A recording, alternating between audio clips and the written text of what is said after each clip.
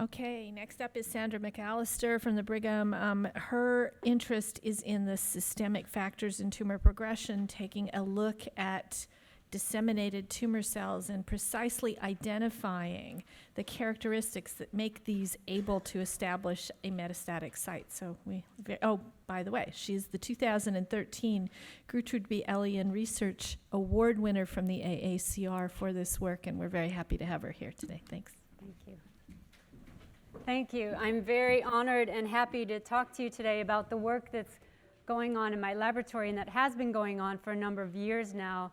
And what I'm going to show you is essentially collective, collaborative efforts by a number of talented postdocs, graduate students, and undergraduate students in my laboratory, as well as a number of wonderful collaborators within the Brigham and Women's Hospital, Dana-Farber, Harvard Cancer Center, and a number of people around the world. So I'd like to acknowledge them right up front. The work in my laboratory is focused on metastatic breast cancer, which we know unfortunately claims the lives of approximately 40,000 women this year in this country alone. Worldwide, breast cancer affects about 1.7 million women, 30% of whom will come back to the clinic with incurable metastatic disease.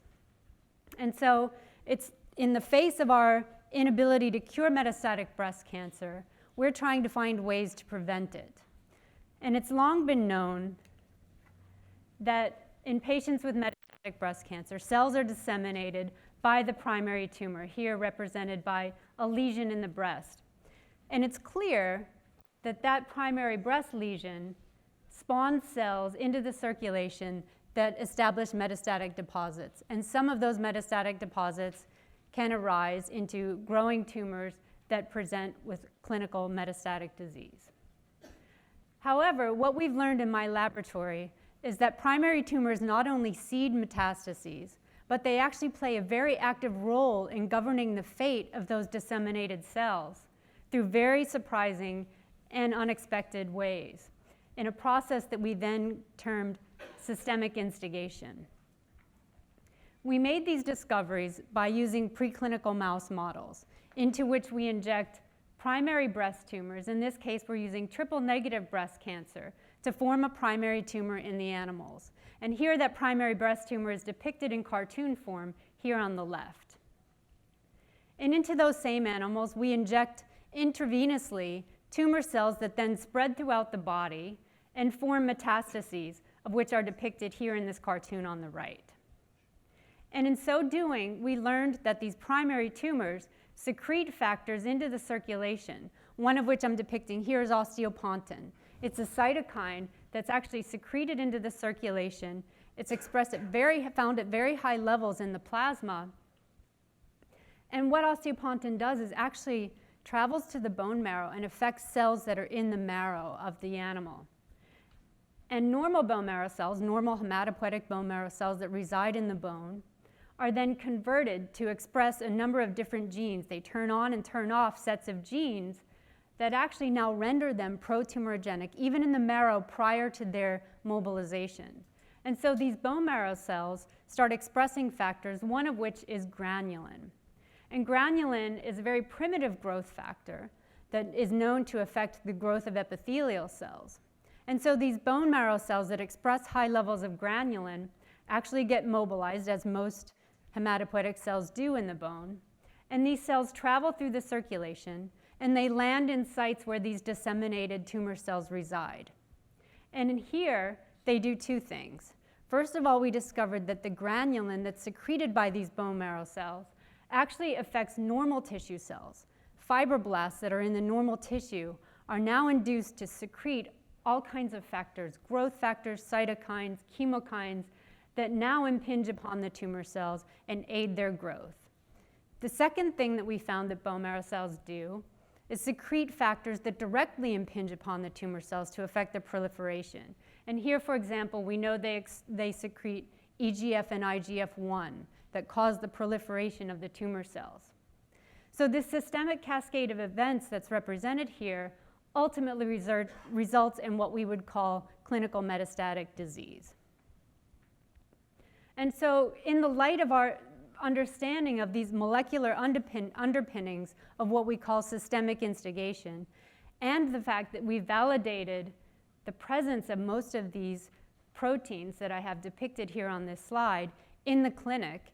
And in fact, high levels of many of these factors are correlated with poor outcome, poor survival for patients with triple-negative breast cancer. We now are presented with opportunities for new therapeutic interventions that would ostensibly interdict the systemic lines of communication that exist between a primary tumor and its disseminated cells. One example of this is our own use of pharmacological inhibitors to EGF and IGF-1. So we set up cohorts of mice with primary tumors and metastatic cells. We treat with the pharmacological inhibitors to EGF and IGF-1 and find that this indeed is sufficient to prevent the outgrowth of what we would call clinical metastatic disease in these animals. And so what about other subtypes of breast cancer? What about other cancers in general? Do they employ these systemic means, the systemic instigation that I've been talking to you about, which now we define very broadly as a process by which primary tumors secrete factors into the circulation, affect cells in distant tissues such as the bone marrow, and those bone marrow-derived cells then affect the outgrowth, mediate the outgrowth of disseminated tumor cells.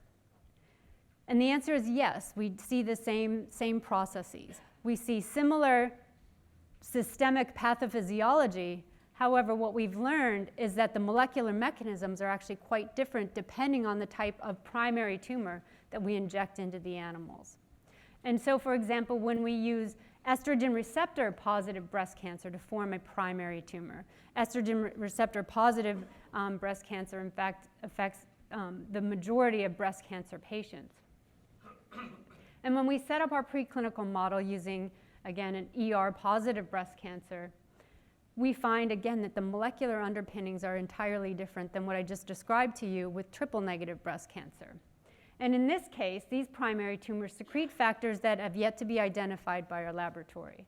But we know that these factors, from a distance, are affecting cells in the bone marrow. And in this case, they're not turning on or turning off genes expressed by the bone marrow cells, but instead, we see an expansion of a particular subtype of bone marrow-derived cell that's noted by the cell surface marker VEGFR2.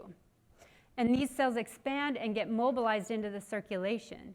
And now when these bone marrow-derived cells land in the sites where disseminated tumor cells reside, we see that they actually cooperate with platelets to activate platelets to secrete pro-angiogenic factors. And together, the bone marrow cells cooperating with platelets now help blood vessel formation within those tumors. So now that the tumor is given a blood supply with growth factors needed for growth.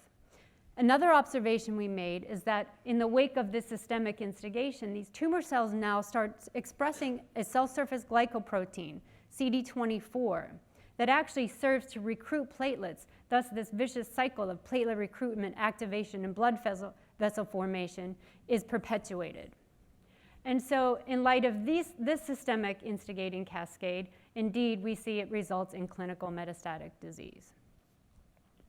And so this also provides us with perhaps some new therapeutic opportunities. In this case, we employed pharmacological inhibition of platelet activation using aspirin in cohorts of animals. And we see that aspirin treatment in this setting also prevented the outgrowth of these disseminated tumor cells.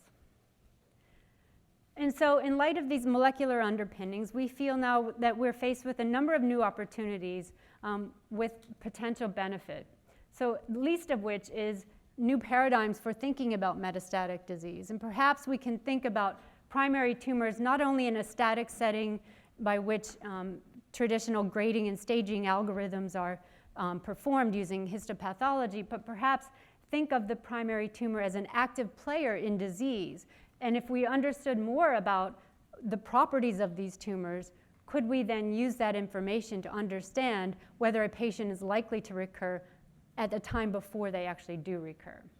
And so we feel that there are new biomarkers perhaps for metastatic progression, new ways to predict response to therapy, which we're now studying in the lab, and even new ways of exploring immunotherapy as an example of what we're now studying in the lab. And so with that, I would just like to say that the important fourth slide, we're only allowed 3 slides. The fourth slide is actually the acknowledgments of the incredible people who have done this work, our sources of funding, and the support from the Brigham and Women's Hospital. Thank you.